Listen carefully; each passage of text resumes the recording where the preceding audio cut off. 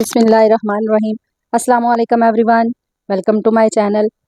तो आज मैं बनाने जा रही हूँ बच्चों और बड़ों दोनों के फेवरेट फ्राइज़। तो ये बहुत आसानी से बन जाएंगे और बहुत मज़े के भी बनेंगे।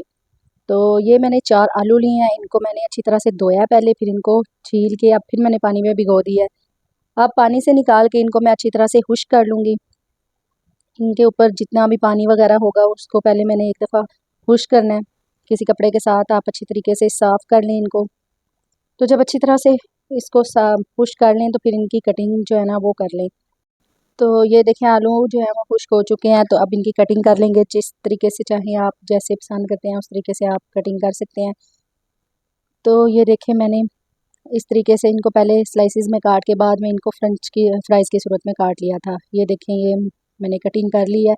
अब इनमें सिर्फ 2 मसाले जो हैं वो जाएंगे, एक नमक और एक लाल मिर्च।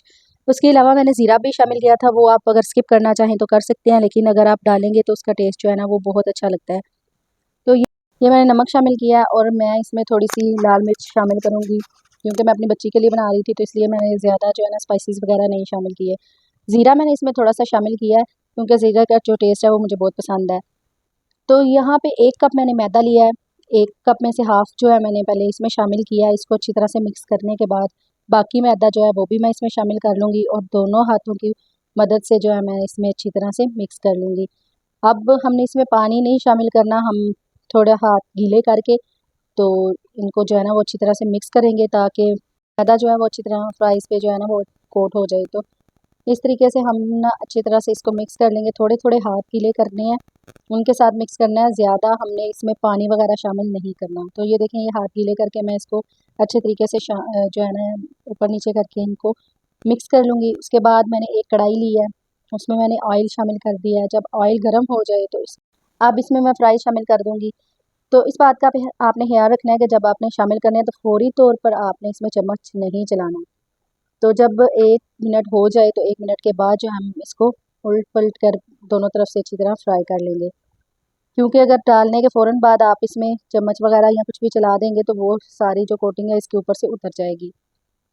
तो ये देखें तकरीबन थोड़ी ही देर में हमारे कितने अच्छे फ्राइज़ जो है ना वो रेडी हो गए हैं। ये बहुत ज़्यादा खस्ता और बहुत ही मज़े के बने थे। तो आप भी इस तरीके से ज़रूर ट्राई कीजिएगा, इंशाल्लाह आपके फ्राइज़ भी बहुत अच्छे बनेंगे। तो आप लोगों से रिक्वेस्ट है कि अगर आप लोग मेरे चैनल पर न्यू हैं तो मेरे चैनल को ज़रूर विज़िट करें और मेरी ये वीडियो पसंद आए तो वीडियो को लाइक और शेयर भी कर दें, चैनल को भी सब्सक्राइब कर दें। तो ये देखें हमारे बहुत ही मज़े के फ्राइज़ जो हैं वो बनकर तैयार हैं। तो उम्मीद करती हूँ आपको आज की ये वीडियो पसंद आई होगी। अगर मेरी वीडियो पसंद आई हो तो इसे लाइक करें, मेरे चैनल को सब्सक्राइब करें। नेक्स्ट वीडियो तक के लिए अल्लाह हाफ़िज़।